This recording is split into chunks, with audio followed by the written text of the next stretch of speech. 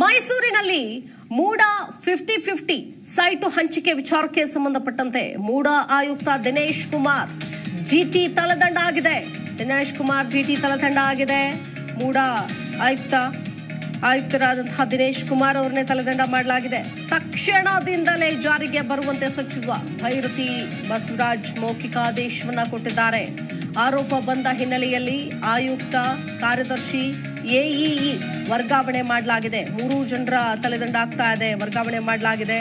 ಒಂದು ಕಡೆ ತಲೆದಂಡ ಆಗಿದೆ ದಿನೇಶ್ ಕುಮಾರ್ ಜಿಟಿ ಅಂತ 50 ಸೈಜ್ನ ಸೈಟ್ಗಳ ಹಂಚಿಕೆ ವಿಚಾರದಲ್ಲಿ ದೊಡ್ಡ ಮಟ್ಟದ ಹಗರಣ ಆಗಿದೆ ಅನ್ನುವಂತಹ ವಿಚಾರಕ್ಕೆ, ಆರೋಪಕ್ಕೆ ಸಂಬಂಧಪಟ್ಟಂತೆ ತಕ್ಷಣದಿಂದಲೇ ಜಾರಿಗೆ ಬರುವಂತೆ ಸಚಿವ ಭೈರತಿ ಮೌಖಿಕ ಆದೇಶವನ್ನ ಕೊಟ್ಟಿದ್ದಾರೆ.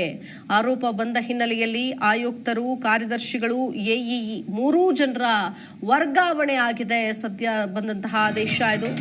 ನಮ್ಮಲ್ಲಿ ಪೆನ್ ಡ್ರೈವ್ ಸಂಸ್ಕೃತಿ ಇಲ್ಲ, ಈ ಬಗ್ಗೆ ನನಗೆ ಗೊತ್ತಿಲ್ಲ ಅಂದ್ರು. ಮೈಸೂರಿನಲ್ಲಿ ವಿಶ್ವನಾಥ್ಗೆ ಸಚಿವ ಭೈರತಿ ಸುರೇಶ್ ಟಾಂಗ್ ಕೊಟ್ಟಿದ್ದಾರೆ. ಸೈಟ್ ಕೊಡಿಸುವಂತೆ ವಿಶ್ವನಾಥ್ ನನ್ನ ಬಳಿ ಬಂದಿದ್ರು, ಸುಮ್ಮನೆ ಆರೋಪಗಳನ್ನ ಮಾಡೋದನ್ನ ನಿಲ್ಲಿಸಬೇಕು ಎಂದಿದ್ದಾರೆ. ಭೈರತಿ ಸುರೇಶ್ ಟಾಂಗ್ ಕೊಟ್ಟಿದ್ದಾರೆ. ನಮ್ಮಲ್ಲಿ ಪೆನ್ ಡ್ರೈವ್ ಸಂಸ್ಕೃತಿ ಇಲ್ಲ, ಈ ಬಗ್ಗೆ ನನಗೆ ಗೊತ್ತಿಲ್ಲ. ಮೈಸೂರಿನಲ್ಲಿ ವಿಶ್ವನಾಥ್ಗೆ ಸಚಿವ ಭೈರತಿ ಸುರೇಶ್ ಟಾಂಗ್ ಕೊಟ್ಟಿದ್ದಾರೆ. MLCಗಳ ಮೇಲೆ ಹೇಳ್ಬಿಟ್ರೆ ಏನರ್ಥ?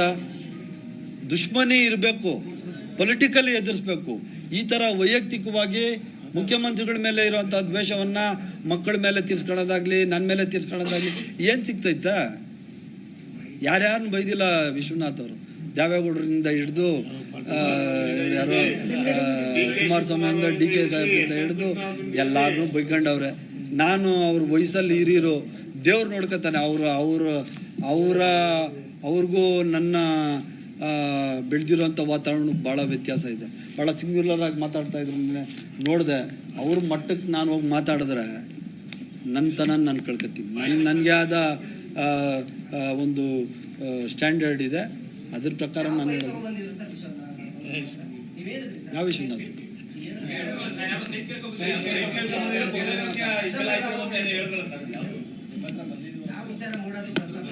4 ವಾರ ಆಗಲಿ, ಆಲ್ 4 ವೀಕ್ಸ್. ಇಲ್ಲಪ್ಪ, ಯಾವುದು ಅಕ್ರಮವಾಗಿ ಯಾವುದೂ ಇಲ್ಲ ರೀ. ನಾನು ಸುಮ್ಮನೆ ನಾನು ಹೇಳಕ್ಕೆ ನಾನು ಇಷ್ಟಪಡೋಲ್ಲ, ಸುಳ್ಳು ನಾನು ಹೇಳಕ್ಕೆ ಇಷ್ಟಪಡೋಲ್ಲ. ನೀವು ಹೇಳಿದ್ರಲ್ಲ CS ಸೈಟ್ಗಳು, ಭಾಳ ಜನ CS ಸೈಟ್ಗಳು ಕೇಳೋರು, ಹಲವಾರು ಜನ ಅದನ್ನು ತಪ್ಪು ಅಂತಾನೋ. ನಾವು CS ಸೈಟ್ಸ್ ಇರೋದೇ ಪಬ್ಲಿಕ್ಗೆ ಎಲ್ಪ್ ಮಾಡೋವಂಥ ಸ್ಕೂಲ್ಸು, ಹಾಸ್ಪಿಟಲ್ಸು, ಕಾಲೇಜಸ್ ಕೊಡೋಕ್ಕೆ ಇರೋವಂಥದ್ದು. ಅದನ್ನು ಸರಿಯಾದ ರೀತಿಯಲ್ಲಿ ಕಟ್ಕೊಬೇಕು. ಮೂಲ ಉದ್ದೇಶ ತಿರ್ಚಿ ಬೇರೆಯವ್ರು ಯಾರಾದರೂ ಮಾಡಿದರೆ ಅದು ಗುರುತರವಾದ ಕ್ರೈಮ್, ಇಟ್ಸ್ ಎ ಕ್ರೈಮ್. ಅದನ್ನು ವಾಪಸ್ ತಗೋತೀನಿ, ಕೂಡಲೇ ಆದೇಶ ಮಾಡ್ತೀನಿ. ಯಾರು ಇಲ್ಲ ನಾನು ಅದು ಹೇಳೇ ಇಲ್ಲ. ಸುಮ್ಮನೆ ಅದೆಲ್ಲ ತಿರ್ಚೋವಂಥ ಕೆಲಸ ಮಾಡ್ತೀನಿ. ಯಾರು ಹೈಕಮಾಂಡ್ ನಿರ್ಧಾರ ಮಾಡ್ತೀನಿ. ಅದಕ್ಕೆ ಯಾರು? ಇದೇ ವಿಚಾರಕ್ಕೆ ಸಂಬಂಧಪಟ್ಟಂತೆ ಮತ್ತಷ್ಟು ಡೀಟೇಲ್ಸ್ ಕೊಡ್ತಾರೆ ನಮ್ಮ ಪ್ರತಿನಿಧಿ ಸುರೇಶ್. ದೂರವಾಣಿ ಸಂಪರ್ಕದಲ್ಲಿ ಜಾಯ್ನ್ ಆಗ್ತಾ ಇದ್ದಾರೆ. ಸುರೇಶ್, ಮೈಸೂರಿನಲ್ಲಿ ಸೈಟು ಹಂಚಿಕೆಯ ಅಕ್ರಮ ಏನಿದೆ ದೊಡ್ಡ ಮಟ್ಟದಲ್ಲೇ ಸುದ್ದಿ ಆಗ್ತಾ ಇದೆ. ಇದೀಗ ತಲೆದಂಡ ಕೂಡ ಆಗಿದೆ. ಇದೇ ಸಂದರ್ಭದಲ್ಲಿ ವಿಶ್ವನಾಥ್ ಅವ್ರ ಬಗ್ಗೆ ಕೂಡ ಮಾತನಾಡಿದ್ರು ಭೈರತಿ ಸುರೇಶ್. ಮತ್ತೇನೆಲ್ಲ ಹೇಳಿದ್ರು ಈ ಸಂದರ್ಭದಲ್ಲಿ, ಏನೆಲ್ಲ ಆದೇಶವನ್ನ ಮಾಡಿದ್ದಾರೆ? ಖಂಡಿತ ಮೂಡದಲ್ಲಿ ಹಿಂದಿನಿಂದಲೂ ಕೂಡ ಸಾಕಷ್ಟು ಆರೋಪಗಳು ಕೇಳಿ ಬರ್ತಾನೆ ಇದೆ. ಅದರಲ್ಲೂ ಕೂಡ 50-50 ಒಂದು ಅನುಪಾತ ಏನಿತ್ತು. ಈ ಅನುಪಾತದಲ್ಲಿ ಕೊಟ್ಟಂತ ಎಲ್ಲಾ ಒಂದು ಸೈಟ್ಗಳು ಕೂಡ ಸಾಕಷ್ಟು ರೀತಿಯಲ್ಲಿ ಒಂದು ರೀತಿಯಲ್ಲಿ ಗೋಲ್ಮಾಲ್ ಆಗಿದೆ ಅನ್ನೋ ಒಂದು ಆರೋಪಗಳು ಕೂಡ ಕೇಳಿ ಬಂದಿತ್ತು. ಜೊತೆಗೆ ಚಿಕ್ಕ ಜಾಗ ಕೊಟ್ಟವ್ರಿಗೂ ಕೂಡ ಅವ್ರಿಗೆ ದೊಡ್ಡ ಸೈಟ್ಗಳನ್ನ ಕೊಟ್ಟಿದ್ದಾರೆ. ಜೊತೆಗೆ ಬೇರೆ ಅಂದ್ರೆ ವ್ಯಾಪ್ತಿಯನ್ನ ಮೀರಿ ಹೋದಂತವ್ರಿಗೂ ಕೂಡ ಒಳ್ಳೊಳ್ಳೆ ಬಡಾವಣೆಗಳಲ್ಲಿ, ಉತ್ತಮವಾದಂತಹ ಬಡಾವಣೆಗಳಲ್ಲಿ ದೊಡ್ಡ ಮಟ್ಟದ ಸೈಟ್ಗಳನ್ನು ಕೂಡ ಕೊಟ್ಟಿದ್ದಾರೆ. ಇದರಲ್ಲಿ ದೊಡ್ಡ ನಾಯಕರ ಹೆಸರುಗಳು ಕೂಡ ಕೇಳಿ ಬಂದಿದೆ ಅನ್ನೋ ಮಾತುಗಳು ಕೂಡ ಕೇಳಿ ಬಂದಿತ್ತು, ಆರೋಪವೂ ಕೂಡ ಇತ್ತು. ಅದರಂತೆ ಈ ಒಂದು ಹಗರಣದಲ್ಲಿ ಸಾಕಷ್ಟು ಸಾವಿರಾರು ಕೋಟಿ, ಬಹುಕೋಟಿ ಹಗರಣವೂ ಕೂಡ ಈಗಾಗಲೇ ಆಗಿರುವಂತದ್ದು. ಇದರಲ್ಲಿ ಸುರೇಶ್ ಅವರು ಕೂಡ, ಅಂದ್ರೆ ಸಚಿವರೇನಿದ್ದಾರೆ ಬರೀ ಸುರೇಶ್ ಅವರು ಕೂಡ ಒಂದು ಸುದ್ದಿಗೋಷ್ಠಿಯನ್ನು ನಡೆಸ್ತಾರೆ. ಸೊ ಈ ಒಂದು ಹಿನ್ನೆಲೆಯಲ್ಲಿ ಮೇಲ್ನೋಟಕ್ಕೆ ಸಾಕಷ್ಟು ಇದರಲ್ಲಿ ಆರೋಪಗಳು ಮತ್ತೆ ಲೋಪದೋಷಗಳು ಕಂಡು ಬಂದ ಹಿನ್ನೆಲೆಯಲ್ಲಿ ಮೊದಲಿಗೆ ಮೌಖಿಕವಾಗಿ ಆದೇಶವನ್ನ ಮಾಡಿದ್ದಾರೆ. ಅದರಲ್ಲಿ ದಿನೇಶ್ ಏನಿದ್ದಾರೆ, ಈಗ ಮೂಡ ಆಯುಕ್ತರಾಗಿರುವಂತಹ ದಿನೇಶ್ ಸೇರಿದಂತೆ ಕಾರ್ಯದರ್ಶಿ ಜೊತೆಗೆ AEE ಎಲ್ಲರನ್ನೂ ಕೂಡ ಈಗಾಗಲೇ ವರ್ಗಾವಣೆ ಮಾಡಿ ಆದೇಶವನ್ನು ಕೂಡ ಮಾಡುವಂತದ್ದು. ಸೊ ಈಗ ಸದ್ಯಕ್ಕೆ ಒಂದು ಆದೇಶವನ್ನ ಮಾಡಿದ್ದಾರೆ. ಈ ಒಂದು ಸೈಟ್ ಹಂಚಿಕೆ ಏನಾಗಿದೆ ಇದರ ಒಂದು ಸಂಪೂರ್ಣವಾದ ಸೈಟ್ ಹಂಚಿಕೆಯನ್ನ ತಡೆ ಹಿಡಿದಿರುವಂತದ್ದು, ಸಂಪೂರ್ಣವಾಗಿ ಈ ಒಂದು ಆದೇಶವನ್ನು ಕೂಡ ರದ್ದು ಮಾಡಿರುವಂತದ್ದು.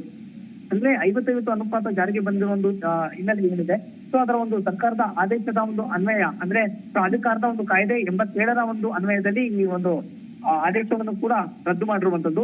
ಸದ್ಯಕ್ಕೆ ಈಗ ವಿಶ್ವನಾಥ್ ಏನು ಒಂದು ಸ್ಟೇಟ್ಮೆಂಟ್ ಅನ್ನ ಕೊಟ್ಟಿದ್ರು, ಅದರ ಜೊತೆಯಲ್ಲೇ ಏನು ಒಂದು ಮೂಡ ಒಂದು ಹಗರಣ ಆಗಿದೆ, ಎಲ್ಲವನ್ನು ಕೂಡ ಪೆಂಡ್ರೈವ್ ನಲ್ಲಿ ಕೊಡ್ಬೇಕು ಅಂತ ಏನ್ ಹೇಳಿದ್ರು, ಅದಕ್ಕೂ ಕೂಡ ಈಗಾಗಲೇ ಭರತಿ ಸುರೇಶ್ ಅವರು ಟಾಂಗನ್ನ ಕೊಟ್ಟಿರುವಂತದ್ದು.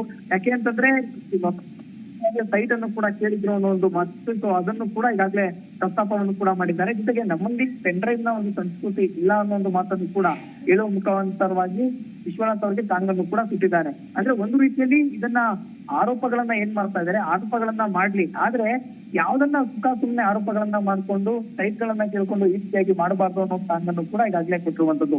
ಇದರ ಜೊತೆಗೆ ಪ್ರಮುಖವಾಗಿ ಈ ಒಂದು ತನಿಖೆ ಏನಿದೆ, IAS ಅಧಿಕಾರಿಗಳಾದ ವೆಂಕಟಚಲಪತಿ ಕವಳಗೆ ಏನಿದೆ, ಸೊ ಇವರಿಂದ ಈಗಾಗಲೇ ತನಿಖೆಗೂ ಕೂಡ ಆದೇಶ ಮಾಡಿರುವಂತದ್ದು. ಈ ಆದೇಶದ ನಂತರದಲ್ಲಿ ಮುಂದಿನ ಒಂದು ಹಂತಗಳಲ್ಲಿ ಏನು ಸಾಕಷ್ಟು ಆರೋಪಗಳಿತ್ತು, ಜೊತೆಗೆ ಬಹುಕೋಟಿ ಹಗರಣ ಇತ್ತು, ಎಲ್ಲದಕ್ಕೂ ಕೂಡ ಒಂದು ಇಕ್ವಿಟಿ ಆಗಬಹುದಾ ಅನ್ನೋ ಒಂದು ನಂಬಿಕೆಯನ್ನು ಕೂಡ ಈಗಾಗಲೇ ಬರಬೇಕಾಗುತ್ತೆ. ಯಾಕಂದ್ರೆ ಇದು ಕೇವಲ ಇಲ್ಲಿಂದ ಮಾತ್ರ ಬಹಳ ಹಿಂದಿನ ಕಾಲದಿಂದಲೂ ಕೂಡ ಈ ಬಗ್ಗೆ ಸಾಕಷ್ಟು ಆರೋಪಗಳು ಕೇಳಿ ಬರ್ತಾ ಇದೆ, ಸಾಕಷ್ಟು ಕೋಟಿಗಳು ವಂಚನೆಗಳು ಕೂಡ ಆಗಿದೆ ಅಂತ ಹೇಳಿ. ಜೊತೆಗೆ ಒಬ್ಬರ ಹೆಸರಿನಲ್ಲಿ ಮಾಡಲಾದಂತಹ ಸೈಟ್ ಗಳನ್ನ ಮತ್ತೊಬ್ಬರಿಗೆ ಕೊಟ್ಟು ಅಲ್ಲೂ ಕೂಡ ಹಗರಣ ಮಾಡಿದ್ದಾರೆ. ಎಲ್ಲವೂ ಕೂಡ ಮೂಡದಲ್ಲಿರುವಂತಹ ಅಧಿಕಾರಿಗಳೇ ಮಾಡಿದ್ದಾನೆ ಅನ್ನೋ ಒಂದು ಆರೋಪಗಳು ಸಾಕಷ್ಟು ಹಿಂದಿನಿಂದಲೂ ಕೂಡ ಕೇಳಿ ಬರ್ತದ್ದು. ಅದಕ್ಕೆ ಪೂರಕ ಎಂಬಂತೆ ಈ ಒಂದು ಹಗರಣ ಸಿಕ್ಕಿರುವಂತದ್ದು ಒಂದು ರೀತಿಯ ಇದಕ್ಕೆಲ್ಲ ಪುಷ್ಟಿ ನೀಡುವಂತೆ ಸತ್ಯ ಎಂಬಂತೆ ಈಗಾಗಲೇ ಮೇಲ್ನೋಟಕ್ಕೆ ಬಿಂಬಿತ ಆಗಿದೆ. ಹಾಗಾಗಿ ಇದು ಸತ್ಯಾಸತ್ಯತೆ ತಿಳಿಯೋದಕ್ಕೆ ಈ ಒಂದು ಕಮಿಟಿಯನ್ನು ರಚನೆ ಮಾಡಿರುವಂತದ್ದು. ಈ ಒಂದು ತನಿಖಾ ತಂಡದಿಂದಲೂ ಸಾಕಷ್ಟು ಸತ್ಯ ಹೊರಗಡೆ ಬರ್ಬೇಕಾಗತ್ತೆ. ಬಂದ್ರೆ ಇರುವಂತ ಯಾರಿಗೆ ನಿವೇಶನ ವಂಚಿತರಿದ್ದಾರೆ ಅಂತವ್ರಿಗೆ ಇಲ್ಲಿ ನಿವೇಶನ ಕೊಡುವಂತದ್ದಾಗಿರ್ಬೇಕು. ಈಗ ಸದ್ಯಕ್ಕೆ 1 ತಿಂಗಳ ಕಾಲ ಯಾವುದೇ ರೀತಿಯಾದಂತಹ ಮೂಡ ಸಭೆ ಆಗಿರ್ಬೋದು, ಸೈಟ್ ಹಂಚಿಕೆ ಆಗಿರ್ಬೋದು, ಎಲ್ಲವನ್ನು ಕೂಡ ಈ 1 ತಿಂಗಳ ಕಾಲ ಒಂದು ಸ್ಟಾಪ್ ಅನ್ನು ಕೂಡ ಮಾಡಿದ್ದಾರೆ.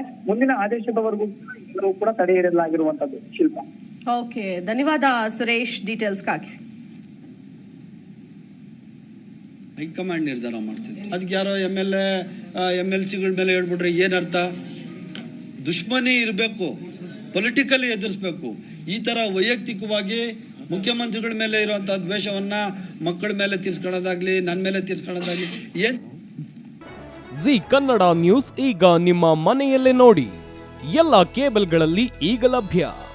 ಸನ್ Direct 292, Jio TV 1334, U digital 162, city cable 51, GTPL 17, Abhishek cables 821, Rock Line telecommunication 51, Shri Basaveshwara number 60, Vinayaka digital number 53, in digital number 896ರಲ್ಲಿ.